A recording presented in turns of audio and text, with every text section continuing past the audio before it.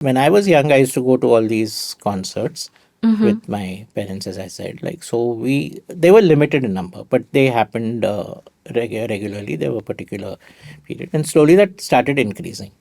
So when earlier and this is what from what I read also from people from that generation, like the 60s and earlier on and all that, like there was nothing like a star system and all that. And film music had its own concerts where Mm-hmm. they used to call the singers and with an orchestra and all that, and a couple of actors would come and do their Oh. this thing and all that, Huh. like. And Hindustani classical had a lot of people, Mm. but nobody was called a star. The star system started in the 1970s when Mm. certain people got they started getting recognized as this thing. There was because Ravi Shankar ji went abroad and came down. So that whole when he came, there was a big aura about Yeah. this thing and all. And he's done a lot. I mean, like he's in terms of his contribution to music as such. I'm not talking about only Indian music, classical Yeah. music, but so.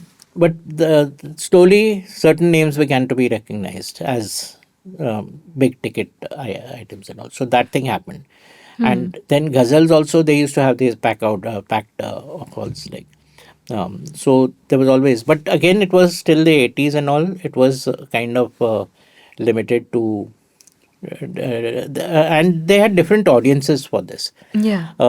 Unlike today, where people are more eclectic in their choice, that's because of the exposure they get. Yeah. Those days, they were very specific. A Hindustani classical audience had a different kind of set of people. Even, Yeah. I mean, it's not that, I mean, the basic people remain the same, but I'm talking about more people who try to listen to different kind of genres. Yeah. And ghazals would have their own audiences and stuff like that. And then, like, after that, there was this whole pop scene, which is when the live music became a little more extended. Like, I mean, general public started enjoying these live shows. Till then, it was a sort of fixed audience in terms of people who had an understanding of classical or Carnatic Hmm. music. They went for those shows, or who had an understanding of ghazals. There too, there were two levels in ghazals. Like there were those who used to go, who would go for the poetry, Mm-hmm. and there were those who just went because they liked the songs. Yeah. But that again, everybody did not have the taste for that kind of songs. Like, I mean, there were people who liked faster, catchier stuff and all that. But with pop and with film music again coming back in the 90s, then this thing, and then that's when the organizers also started getting big time into Yeah. the music scene. So you had these organizers who would sponsor big shows and have these big so and so nights and all that, like and so that kept on increasing. Yeah. And Daler Mendi was a rage in the live Yes. shows. Like, I mean, everybody used to go crazy. Like, I mean, he had that some kind of energy, and everybody used to dance, and they used to throw tables around to the side, and like it was just He so. was the metal scene back Yeah, then. yeah. So and other people also attracted, like Sonu Nigam had a few big shows those days and Yeah. all that. um, and yeah, so that happened, and then this whole thing about international acts coming in. uh, for rock music, acts have been coming in since the 70s actually, but Yeah. the 80s was, Even jazz yeah, musicians, jazz right? musicians. Yeah. They had the Jazz Yatra in 78 and all Yeah. that. Uh, So that was another scene. Like, again, jazz had another audience. Like, it yeah. was like a ghazal wala may not go to a jazz this thing, but today they Yeah. go. Today Yeah. people will try to experiment with this thing. So they had the Jazz Yatra initially, and then they had different rock musicians coming. Like 80s were there was Wishbone Ash, there was Police. Police was the first to Yeah. come Yeah. in 1980. Then Uriah Heep, and later on it came down. And then the whole thing, like when Michael Jackson came, Hmm. then it was a very big this thing. Then later on Roger Waters and all that. So there were people who were willing to sponsor and all that. Yeah. And most of these acts, they were already past their prime in the West, like, but they still came and they had an audience here. Yeah. And the audience was mostly the older people who could afford those prices and all that to go. What would you say was like the size of the audience? It depended. Like Roger Waters had got about something like 25,000 people. Whoa. Yeah.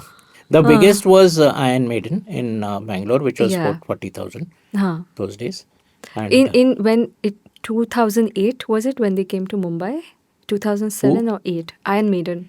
I don't know. I remember the Bangalore show, which was a Uh-huh. little earlier than that. Yeah. I could not attend the Bombay show because of some reason, I don't know. Hmm. But I'm talking about the Bangalore show, which Bangalore one was was the biggest definitely. one. Yeah. Michael Jackson also had a fairly big, about 2020 or something like that. Hmm. So they had the big this thing, and the majority of the crowd was the elder lot, and they, because they had grown up on the music, number one, Yeah. and then that's they targeted because they had the paying power also. So around what year or decade did Indian rock kind of start properly? 80s was when it got through Rock Machine, which later which became Indus Creed, was when Yeah. they started in 86, 87. And by 88, when they released their album, that was when they got this thing, a little bit of international exposure and all that. Rock has been there since the 70s or even earlier. We had bands in the 60s also, Atomic Forest and Savages and all that. Like so, Wow. these were all there in the 60s, and people like Bidu was in a rock group, like he called the Trojans. And then Oh. everybody broke up, and he started calling himself the lone Trojan before he went abroad. Yeah. So so those days, like, and Louis Banks was in Calcutta, so jazz Yeah. scene was he was looking at things there. He and Braz Gonzalez and Pam Yeah. Crane and all. So 70s there were again a lot of bands, rock bands, which this thing. But 80s was when they got that this thing. Early 90s was when Parikrama came, and mid 90s was when Oh, Pentagram and Millennium. Millennium. Early Yeah. 90s again. Yeah.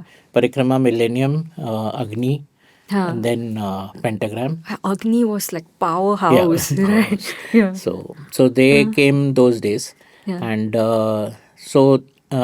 then the Indian rock, like, again they had their phases. Like later on, Zero became very popular Yeah. in the early 2000s, and today you have a lot of good groups. And then this whole thing about, again, trends started changing. It wasn't only English rock. Yeah. You started mixing languages and all that, and it started actually with Junoon in Yeah. Pakistan. Oh, Yeah. yes. Yeah. So they did that Sufi rock thing, and then like here, Hindi rock we No had. drums, just tabla. Yeah, Junoon. Junoon, Yeah. yeah. So, and they had that Hindi Urdu vocals and Yeah. guitars and all that. And then here Euphoria did something like that. And Yeah. then like, so you had all those mixes. And then like today you have Parvaz and all who are doing, and then you have regional rock now. Yeah. It's widened because you have Agam, you have Avial and all. I mean, they're not Yeah. rock the way one this thing, but they've got a lot of rock influences and Yeah. um, Alt rock and yeah, alt rock and whatever. So that's the way that scene has gone. It's like changed. and then the jazz scene. Jazz scene again started with the Yatra, but Yeah. and as I said, parallelly, previously Yeah. Calcutta was the jazz capital of India. Yeah. And then, like, I mean, besides Louis and the others I mentioned, Raz and Pam, there was Carlton Keto on guitar, Yeah. who was very big those days. And people from Bombay, they used to play the Joe Pereira, who used to be known as Jazzy Joe. He was, yeah. Yeah. And there were a lot of musicians. So here in Bombay, a lot of Goan musicians came and played. Before that, there was Chic Chocolate and what was that other? So they came, and Lorna, she used to sing English Yeah. jazz, this thing. Then she became Goan and all that. So uh, and then later on with the Jazz Yatra, they had this thing about going abroad and all that. Jazz India Sextet was found, Louis Banks, and they did a fusion thing. Fusion also became like, fusion was another parallel genre, Yeah. which started with actually. Now fusion can be two ways. It could be either there's a lot of this thing. Some call it crossover and all that. Like, because what Raviji did was essentially playing classical music, and they played Western classical, Yehudi Menuhin. Yeah. So that was a sort of interaction, collaboration rather than a fusion. Yeah. But with Shakti and Anand Shankar, fusion Yeah. was when it started.